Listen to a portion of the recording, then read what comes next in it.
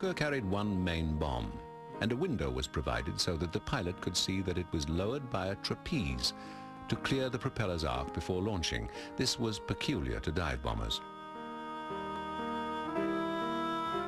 The 87's cranked wing provided the considerable lift needed by dive bombers, but also assisted the fixed undercarriage by ensuring the propeller was well clear of the ground on takeoff.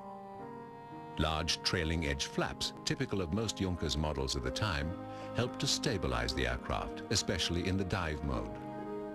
They were counterbalanced by weights to reduce pilot effort, since no power assistance was available for aircraft of this type. They ran the entire length of the wing.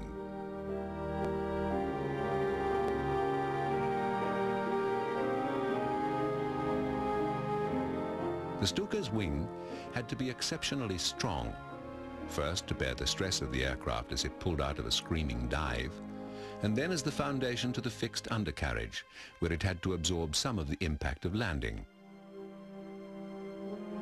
Overall, the JU87s were never given the higher level of finish used on fighter aircraft. The rationale was simple. Its mission only required that it operate at relatively low speeds. Therefore, no attempt was made to reduce protrusions, such as these primitive struts and supports with which it was adorned.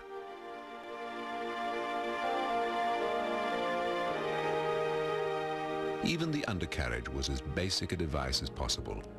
Leather booting was their only protection against the elements.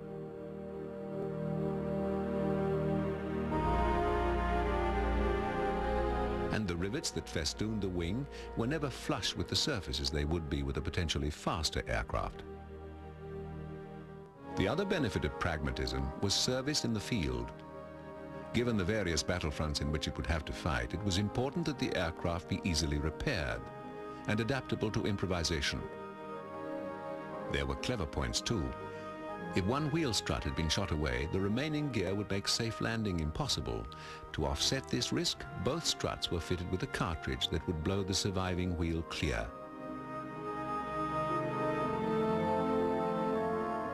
The Stuka was by no means defenseless. Both single and dual mount machine guns were optional in the rear cockpit facing aft. And though they had their limitations, they did provide a nasty sting. From Poland,